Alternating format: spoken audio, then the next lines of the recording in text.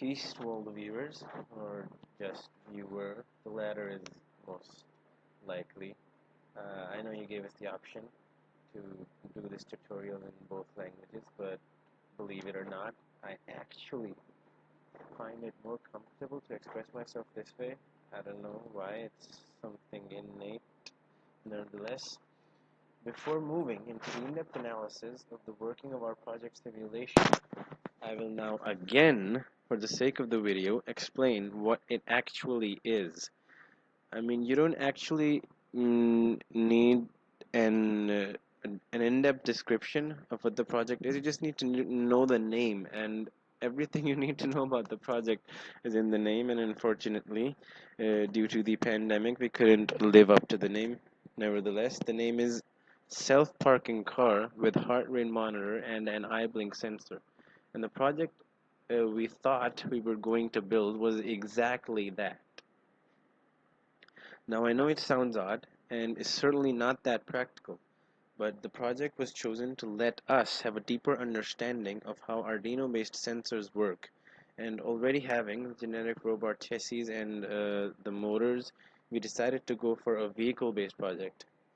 So originally, ECG and eye-blink sensors were included in the project, but we could not find their Proteus libraries everywhere, so they have been excluded from the simulation. I mean, the simulation isn't exactly doing much. It's just the sensors taking in zero input and giving the required output, and some, current voltage and SD cards, which you asked us to attach. They are not relevant to our project, however. Okay, so before moving into the project, I am going to show you the iBlink sensors and the ECG sensors. We bought the ECG sensors, but thankfully we hadn't bought the iBlink sensors, otherwise we would have wasted 2,700 more rupees, which would be better spent these days buying sugar. Okay, so here is the concept of the eye blink sensor. It's not an innate sensor. I mean, it's not an entire sensor like every other sensor. It's actually uh, something that leads to an eye blink sensor. Eye blink sensor on whole is not one device. It's the accumulation of all these different parts. The actual sensing is done by a simple IR sensor. An IR based sensor detects the movement of our eyelashes, whether we blink, for how long we keep our eyes open. I mean, the possibilities of this are as far as your imagination goes. For example, I can set the number of blinks to perform a certain task. I mean, if I blink 3 times, turn on the light, blink 4 times, turn off the fan, blink 5 times, send out a verdict to a hitman to assassinate my IMS teacher, and so on and so on. And this is the ECG sensor. It really does nothing more than just measure the ECG, but the configuration of this was really difficult. However, we did configure it physically, but we could not find it in the Arduino. So this is what will be missing from the simulation, which I am going to explain now. So here we are, and as you can see, the schematic capture of the simulation is divided into 7 different segments, which are all connected together through this Arduino Uno. Now, I know you told us to use the Arduino Mega, but Uno Mega, the code doesn't really differ, and well, this was taking less space, so this was used.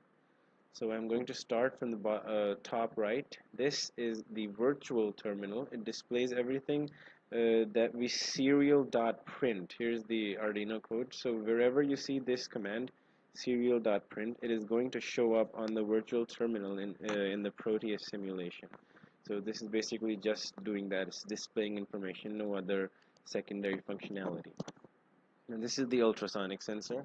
Now configuring this with Arduino in Proteus, it was actually kind of difficult than configuring it with Arduino practically, because in Proteus you actually have to add this ultrasonic sensor, that hex file, and when I first configured the ultrasonic sensor here, I couldn't find the hex file for a long time. So I mean, I wasted like 30 minutes just to find out where to get this hex file from and blah blah. But in the end, I got to know that it was actually pretty simple. I just have to go to the library of the ultrasonic sensor that I pasted in the Proteus libraries part, and then I had to paste the link here. And something similar was done with Arduino. I mean, Arduino was to be expected because even practically in Arduino you have to upload it. But we leave the ultrasonic sensors and the SD cards alone. However, I don't know why, but in Proteus they require some internal programs. Anyways, so the ultrasonic sensor works on the sound waves. That's how it's different from most other sensors. And due to that fact, its operation is quite limited because sound waves, though more powerful, they don't go that far, and their speed is very, very, very, I think, 100 times fold lesser than the other sensors which use, light waves. Of course, in the frequency which is not visible by the human eye. So, while one of them is the transmitter and the other part is the receiver. The transmitter transmits sound waves, and when an obstacle comes in front of the sensor, the sound waves bounce back and are received in the receiver. Now, using a simple formula, speed is equal to distance over time, we are able to calculate how far away the object is located. And using that, we can perform a number of tasks by, taking whatever reading the ultrasonic sensor is getting and inputting them into the Arduino. For example, if you're making an obstacle detection car, a car that turns whenever an obstacle is within, say, 10 inches, 10 inches from the car. The ultrasonic sensor will detect the distance. Uh, it will send its input to the Arduino board, and the Arduino board then connected to the motor drivers will turn on the required motors, as we may have done in our program if we had made an obstacle detection car, but we haven't. And in this part, this is the current and voltage sensor. I mean, they're not really doing anything in our project, but you asked us to configure them in the simulation, so here they are. The voltage sensor is relatively simple. It's just two resistors and a zener diode to prevent backward flow of current, and we're measuring the voltage against one resistor. It's basically nothing. The current sensor, however, is actually a sensor. Now, I don't know which one exactly we used here. This is a big model name, but this is not the one that we use practically.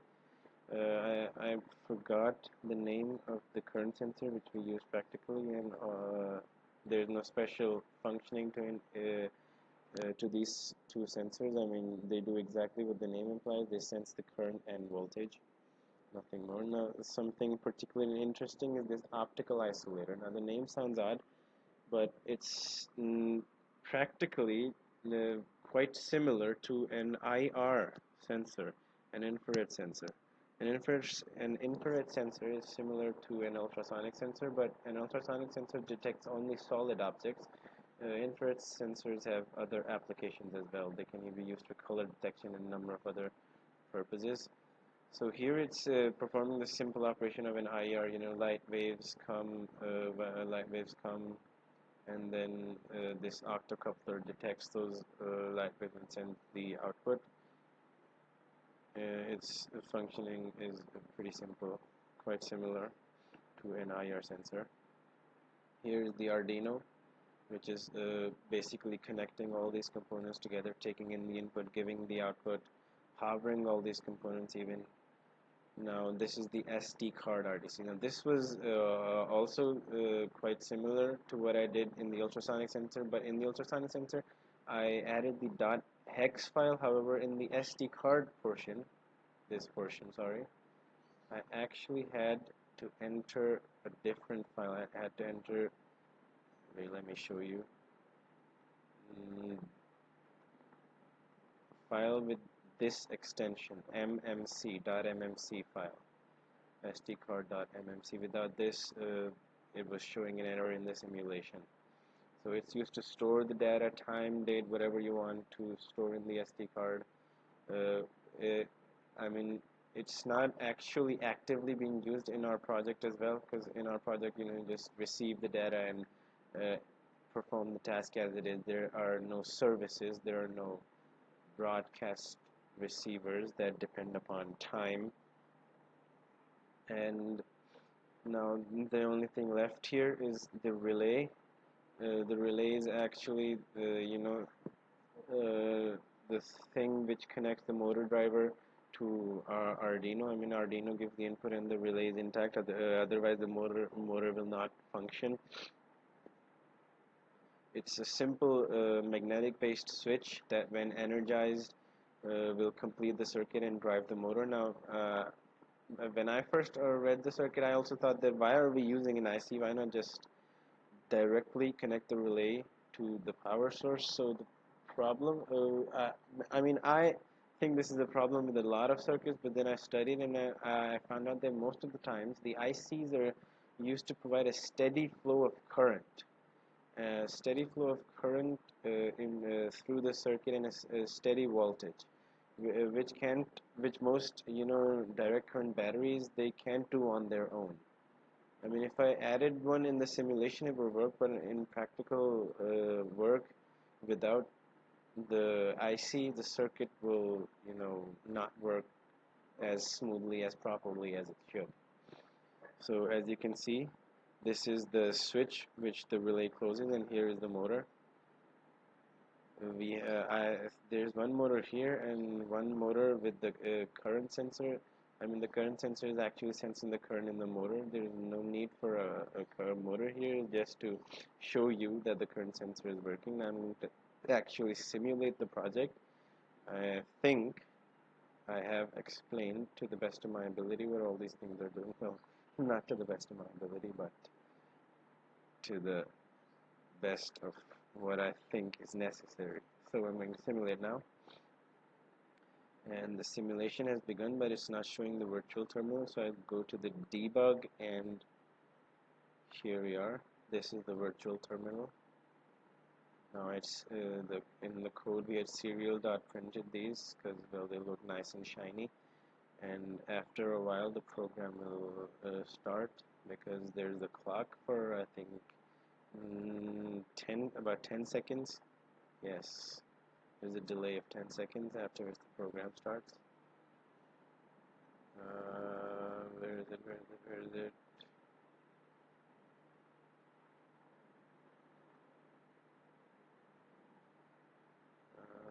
I think it's more than 10 seconds. I forgot. The code was actually finalized by Hamad, so I am not familiar with every line of it. I mean, I'm familiar with it because I read it, but I don't remember all the lines. Anyways, back to the simulation. As you can see, the readings have started showing up here. It says distance from the ultrasonic sensor 340, current value 0, voltage value 10, and it's going to keep on printing the same thing because it prints all these things for as long as the program is executing, as long as the loop part is executing and the sensors are turned on. You can see here that the motors have also started running. See, the motors are also running, and in the other, I think I can also show you the clock. Oh, this is the watch window, pardon me. The clock, where is the clock. Ah, there it is. This is the clock. All this data is being saved into the SD card. I'll run you through the code one more time. This is the code. It's written in C++. First, we have to include these libraries to allow the function of the SD card, the ultrasonic sensors, and the other stuff which we have configured here. After the libraries are included, we define some global variables. Here. You can read them in the comments what the variables are about. Your current sensors, filtering, the voltage sensor, ultrasonic sensor. The hash define is actually used to define the pin of Arduinos. So here we go. This is the setup portion. You can see this. You saw this in the virtual terminal. Maybe I can see it again. Maybe I'll show it to you again. This only executed one time because no, it just keeps on going and going. Can't show it to you now, but here you go. See this? All this was serial.printed in these commands. And it's only executed once because it's the setup portion. Now the thing which keeps on going again and again as long as the Arduino is switched on, which keeps on executing, is this loop function, which is returning void. Obviously it's returning void, that's just how the loop function in Arduino is. Here we have called two functions, optical isolator and ultrasonic sensors. These functions will be defined below. Here is the ultrasonic sensor function.